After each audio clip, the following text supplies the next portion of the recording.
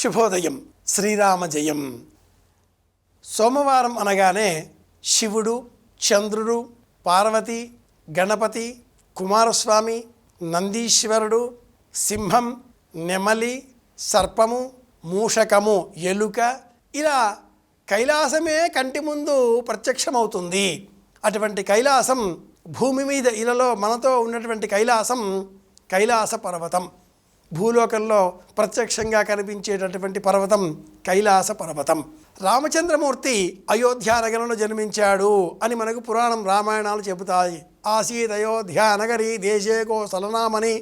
ఆ అయోధ్యానగరానికి పక్కన ప్రవహించేటటువంటి నది సరయూ నది.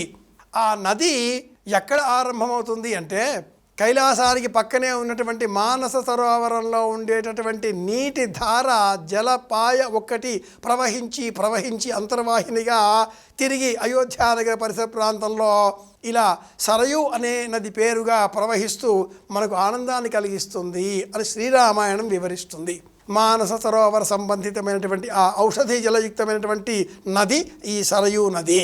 శివాజ విష్ణు రూపాయ రామచంద్రమూర్తి శివానుగ్రహం కోరి రామేశ్వరంలో శివప్రతిష్ఠ చేశాడా లేదా అనే చర్చ ఎలా ఉన్నా మన విశ్వాసాల ప్రకారం రాముడు శివారాధన చేసినటువంటి మహనీయుడు. నేనే రాముడిగా జన్మించబోతున్నాను అంటూ అధ్యాత్మ రామాయణంలో సాక్షాత్తు పరమేశ్వరుడే పార్వతీదేవికి చెప్పి ఉన్నాడు. అందులోనూ అరణ్యకాండలో రాముడు సీత సాక్షాత్తు శివపార్వతులుగా, పక్కనే ఉన్న ఆ లక్ష్మణుడు నందీశ్వరుడిగా మహర్షి వాల్మీకి వర్ణించి ఉన్నాడు. నేడు లంక అని మనం పిలుచుకునే శ్రీలంక అని చెప్పుకునే సిలోన్ అని పిలువబడే ప్రాంతంలో కూడా సాక్షాత్తు పార్వతి అందించిన ఇసుకతో సిద్ధం చేసిన ఆ శివలింగమును రాముడు అర్చించినట్లుగా సుప్రసిద్ధమైన ఆలయాన్ని మనం దర్శించవచ్చు. రావణ అర్చన స్వీకరించిన ఆలయాన్ని కూడా మనం నేటి లంకలో చూడవచ్చు. సోమవారం శివారాధనకు విశేషం.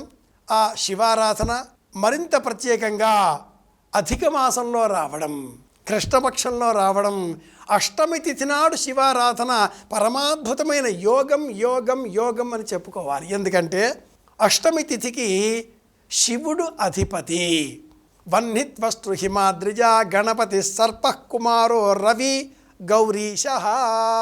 కాలామృతకారుడు ఏ తిథికి ఏ దేవుడు అధిపతి అని వివరిస్తూ పాడ్యమికి అగ్నిహోత్రుడు, విద్యకి త్వష్ట, తదియకి పార్వతి, చవితికి గణపతి, పంచమికి సర్పములు, షష్ఠికి సుబ్రహ్మణ్యేశ్వరుడు, సప్తమికి సూర్యుడు, అష్టమికి గౌరీశ, శివుడు అధిపతి అని వివరించి ఉన్నాడు. అలాంటి అద్భుతమైన యోగం ఈనాటి విశేషం. ఒకటి అష్టమి, ఇది కాలాష్టమి, శివారాధనకు ప్రత్యేకం, గౌరీశుడిని పూజించేటటువంటి తిథి. 2 సోమవారం, చంద్రుడితో కూడుకున్న సోముడి అనుగ్రహం ఉంటేనే ఆరోగ్యం. 3 పుష్కరాల కాలం, పుష్కరాలలో నీటిని వినియోగించి మనం స్నానం చేస్తాం, తర్పణాలు వదులుతాం, నీటితో నాగరికత. 4 అత్యధికంగా పుణ్యాన్ని అందించేటటువంటి పురుషోత్తమ మాసం, అధిక జ్యేష్ఠ మాసం. 5 కృష్ణపక్షం, శివారాధనకు కృష్ణపక్షమే విశేషం, అధిక ప్రయోజనకరం.